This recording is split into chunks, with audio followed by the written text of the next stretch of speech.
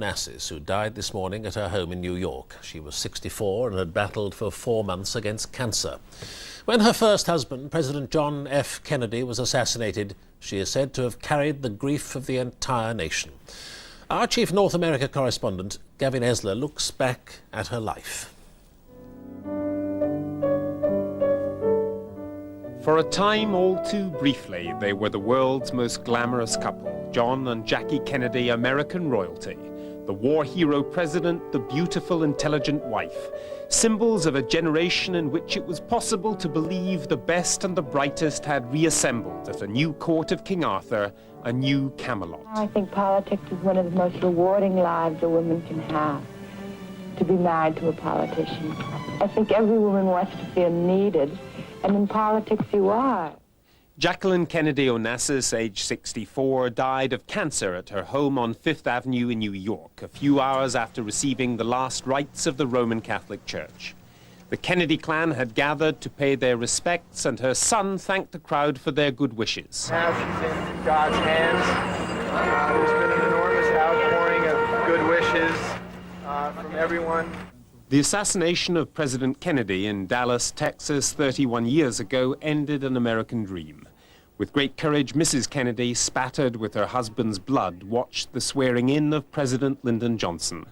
The grace under pressure of the entire family at the funeral somehow kept the nation together. I want to take this opportunity to express my appreciation for the hundreds of thousands of messages, nearly 800,000 in all, which my children and I have received over the past few weeks. The Kennedy flame continues to burn in American hearts. On the morning of his inauguration, President Clinton paid tribute to President Kennedy, and today to his widow. Jackie Kennedy Onassis was a model of courage and dignity for all Americans and all the world. More than any other woman of her time, she captivated our nation and the world with her intelligence, her elegance, and her grace. Every day, this nation owes a great debt to Jacqueline Kennedy Onassis. And the nation has lost a treasure, and our family has lost a dear friend.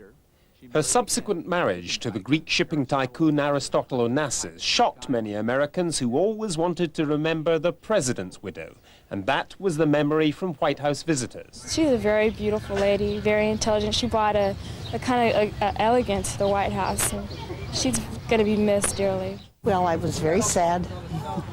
She was a wonderful lady, and I'm sure everyone feels the same, that we've lost a great leader, his wife, and a wonderful woman.